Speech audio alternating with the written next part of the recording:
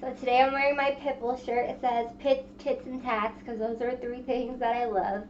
And I am going to talk about Pitbulls today and some of the myths surrounding the Pitbull breed, and then I'm going to give you the truth behind the myth. So um, it should be pretty informative as my dog is sleeping on the couch snoring.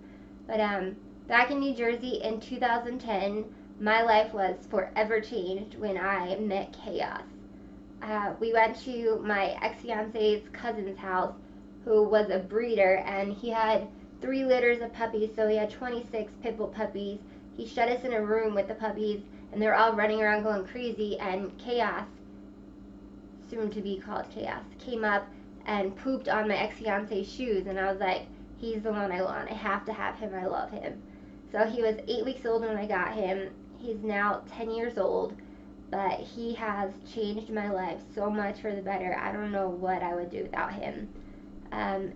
He didn't save me from a burning building like some pit bulls have done, and he didn't sit with children who were learning to read and help them get more comfortable with the idea of reading like Elba Pitbull did, who was named American Humane Association Hero Dog of 2013 and is also friends with Betty White. If you know Betty White, you're pretty cool, especially for a dog. But so Kaos didn't do any of that. What he did was he was a pet. He was my pet, and he was my friend, and I just love him so much. But he's a really friendly dog. He brightens up everyone that sees him, smiles, and tells me how good looking he is and wants to pet him. And he's not supposed to jump, but he jumps up and wags his tail and gets all excited and gives kisses to everyone. And he's just a real friendly, caring, lovable dog. He loves to cuddle and go to the dog park and play with other dogs, and he loves kids. He's really gentle with kids and with little dogs. He'll lay on the ground and wag his tail and play with the little dogs because they can't reach him. My best friend has 2 Chihuahuas. They used to get along really well together until we moved. But he's never met a dog that he hasn't liked or a person that he hasn't liked. Me and my ex went away for a day, and we asked his sister to watch my dog, and she was nervous because she had never met him before, but we gave her the keys, and she just came into the house, and she just yelled, "Kaos!" And he came out wagging his tail, greeted her with kisses. She took him for a walk. He was super cool. He just opened his eyes when I said that. But he's a really good dog, and I don't know where I would be without him. And all these myths and stereotypes about pit bulls are not based on any kind of scientific evidence or peer-reviewed facts, but they're simply the result of a lack of knowledge or fear of the unknown. People don't understand the breed, so they just assume the worst, and the majority of stereotypes or myths about pit bulls obviously are not true. So I'm going to go over these with you and explain all the information behind them. In reality, the Pitbull type dogs are consistently achieving excellent temperament scores, and they make successful canine dogs, service dogs, therapy dogs, and they make really good pets in homes with other pets or children. They are really good with other pets and children for the most part. So the first myth I'm going to talk about is that pit bulls are inherently dangerous. That is so far from true. Pit bulls, just like all other dogs and like people, are individuals. It all depends on who raised them, how they were raised, how they were trained, what they were taught. Pit bulls like to please their owner, so if their owner wants them to fight or attack, it's more likely to do so because it just wants to make its owner happy. But Pitbull doesn't actually refer to a specific breed of dog. It's more of like an umbrella term for a bunch of terriers, like the American Pitbull Terrier and the Staffordshire Terrier. Those are 2 popular kinds of pit bulls. But a lot of times dogs that resemble American Pit Bulls or Staffordshire Terriers are considered pit bulls, even if they aren't genetically related to the pit bull in any way. And you'd be surprised how many cops, newspapers, rescues, and animal shelters just label a dog based on its looks instead of genetically testing it. They just assume it looks like a pit bull, so it must be a pit bull. All this means is that pit bulls aren't inherently anything other than dogs with a blacky head. And of course, the shape of a dog's head tells you nothing about the dog's personality. Myth number 2 is that pit bulls are not good family pets, and that's why you see so many of them in shelters. That is not true. Pit bulls are one of the most popular types of dogs. The American Pit Bull Terrier is one of the top 3 favorite breeds in 28 different states. Because pit bulls are so popular, some people are overbreeding them or neglecting to spay and neuter them, resulting in unwanted litters. And those 2 factors, along with breed discriminatory legislation, have led to the influx of pit bull dogs in shelters. And that's true. If you look in a shelter, you'll see a lot of pit bulls. It's not because no one wants them and they're bad dogs. It's because so many people want them that people aren't taking care of them responsibly. And it's leading to a lot of pit bulls having no one to love them, which is really sad. I just want to go to a shelter and just take all the pit bulls home with me because Chaos needs friends. And I love dogs. So the next myth I'm going to address is that pit bulls are not good dogs to have around kids. This is also not true. Look at Dan, one of Michael Vick's pit bulls. He was the first pit bull to be placed in a home with a baby, and now he's unstoppable, loves the kid, takes care of the kid, gets along really well. He cuddles with everyone. He's the perfect example for a dog that wanted to please his owner, so he did as he was told, and then he got rescued and learned how to be a real dog, how to live again. And he had no hate for people inside him. There was nothing wrong with him. He just wanted to please Michael Vick, who was a piece of shit, and bred his dogs to fight. And then he got rescued, and he turned into a huge, lovable dog that everyone can get along with great. So if you want to keep your kids safe around dogs, pit bulls or any other kind of dog, make sure you supervise them and teach them the proper way to interact with the dog. Don't let them go around hitting the dog or kicking the dog or anything like that, you know. They need to know how to interact with all kinds of dog breeds. And spay and neuter your pets if you don't want them to have litters, because there's so many dogs out there without homes. It's really sad. You can't assume that a beagle is going to be any more safe around kids than a pit bull is. Pit bulls are bigger, but that doesn't mean they're more dangerous. They're just bigger than other dogs. But you really got to teach the kid how to interact with dogs properly if you want them to stay safe around dogs. Along those same lines is the myth that pit bulls are not good with other dogs. That's so far from true. I take Chaos to the dog park every day, and not every day, but every time I take him, he gets so excited. He runs and plays with all the dogs, and people will be like, "How old's your puppy?" I'm like, "He's 10. They're like, "No way, he's 10. He's so great with all the other dogs." And there's this story of Joni the Pitbull and Chachi the Chihuahua in Savannah, Georgia, and Chachi was really badly injured, so Joni carried her around in her mouth to keep her from getting harmed. And then the 2 finally got rescued, and then they got adopted out together. So you can't say pit bulls aren't good around other dogs. It really all depends on the individual dog. A dog being labeled a pit bull tells you nothing about how it's going to interact with other dogs. And all dogs, pit bulls and all other breeds, should be taught proper socialization skills from the time they're puppies so that they know how to interact with other dogs and they don't have any kind of dog aggression. I've always brought other dogs around Chaos ever since he was little. I take him to PetSmart at the dog park, so he's been socialized pretty well. So my friend just watched him. She has a little terrier dog. I'm not sure what kind, but a little dog, and they got along great. The dog, when I first brought Chaos over, he snapped at him, and Chaos just like jumped back and looked at me like, "What the fuck just happened?" But she's like, "He won't go after my dog, right?" I'm like, "No, he would never go after another dog. They can attack him and If he was really in trouble, he might stick up for himself, but I've never seen it, so I don't know. But just because the dog is a pit bull doesn't mean it doesn't get along with other dogs, because there's plenty of examples of pit bulls getting along with other dogs.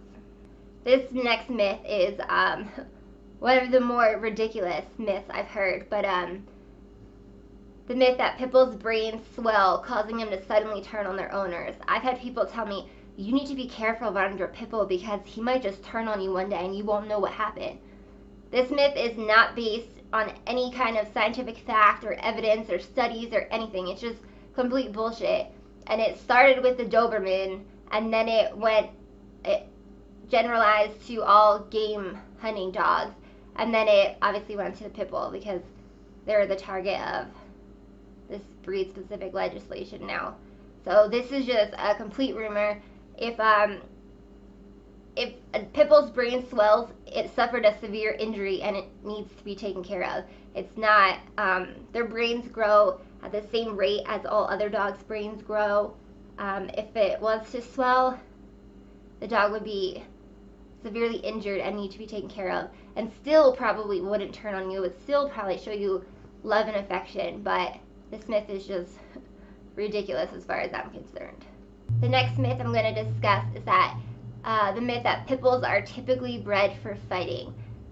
That's not true. Pit bulls are typically not bred for anything, really, just to be pets. Even those dogs that are bred for fighting, like Red, one of Michael Vick's pit bulls, who was adopted into a family and is very loving and cuddles and lets the owners dress her up in clothes and stuff, and she's super friendly once she was removed from her abusive environment. So even dogs that are bred to fight can be socialized and change and go back to being a regular dog once they're treated like the way a dog should be treated.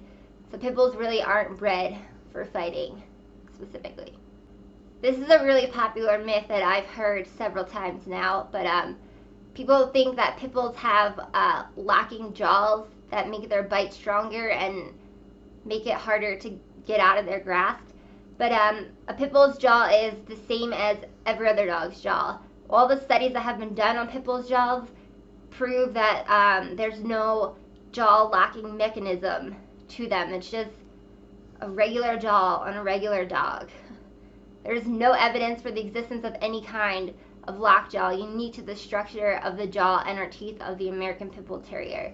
So it's really just another more bullshit. Most of these myths are all just bullshit. The next myth I'm going to discuss is that pit bulls are more aggressive than other dog breeds.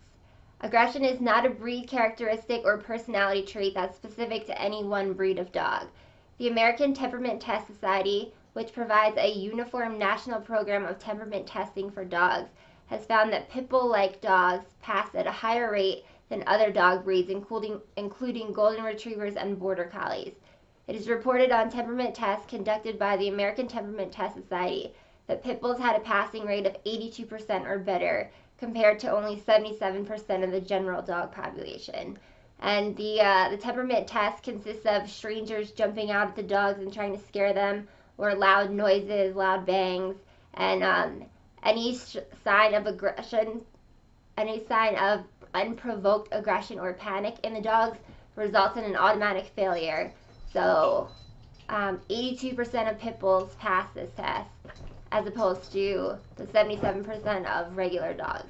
And they scored higher than golden retrievers. That's crazy because everyone thinks golden retrievers are the perfect family pet, but I don't know. So the achievement of pit bulls in this study disproves that they are inherently aggressive towards people. Definitely does. Okay, and the last myth I'm going to discuss is that breed-specific legislation makes communities safer. If you don't know what breed-specific legislation is, it's certain laws that target, I think there's like 12 or 19 breeds of dogs that are not allowed to live in certain areas, certain jurisdictions. And when I moved to Phoenix, I was looking at apartments, and almost all of the apartments I looked at had pit bull bans. There was actually like organizations on Craigslist I found that help people with pit bulls find homes. But my dog's a service dog because I have really bad anxiety. So I got a doctor's note, and he's registered as a service dog. So he was allowed in my apartment because of my doctor's note and because he's registered. And I didn't have to pay pet rent or pet security or anything like that. So he was the only pit bull in the complex, but it was definitely worth it to be able to live there with him. But hundreds of jurisdictions across the country ban or otherwise restrict ownership of these certain types of dogs. I know it's like Rottweiler, Pitbull, German Shepherd, a bunch of different kinds of dogs, which lead to dogs being taken away from their families for nothing more than their appearance, and families living in fear of losing their beloved pets. And even in cities that allow pit bulls, housing can be near impossible to find, which is what I just explained.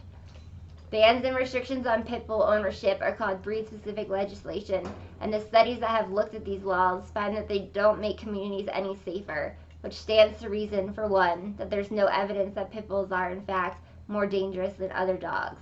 And for another, breed identification is nearly impossible. After a dog attack, cops rely on, and newspapers rely on witness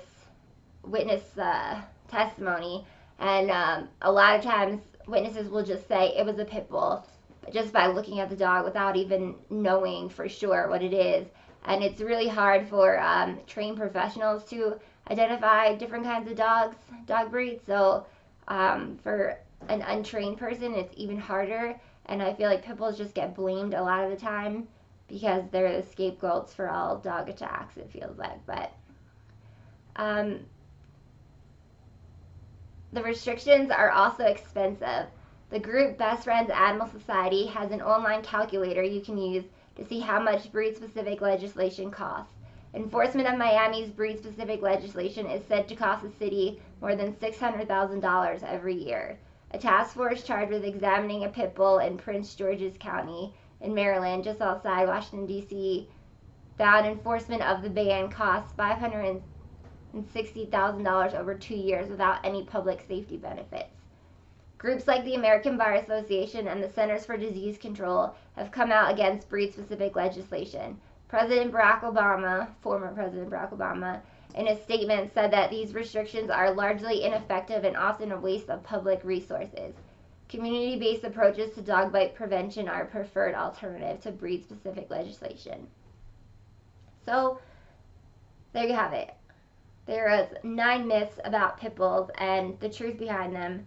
And pit bulls make great pets. They're great with other dogs. They're great with kids. They're just great, loving, cuddling. My dog is my best friend. I love him so much. He sleeps with me every night. He snores, but that's okay because I love him. And it's a pain to have to walk him when it's cold, and he's getting old, so he has trouble getting up and down the steps. But I was allowed to move into this apartment also because I gave my landlord a doctor's note. I'm not sure he would have restricted him from living here anyway because he didn't seem too strict. But the doctor's note definitely helps. He copied it and kept it on file. So at least I know I'll always be able to have somewhere to live with him.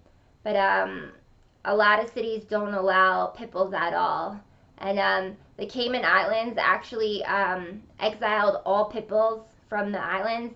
And my cousin adopted one of the pit bull puppies that came over on a boat, and she named him Cayman because he came from the Cayman Islands.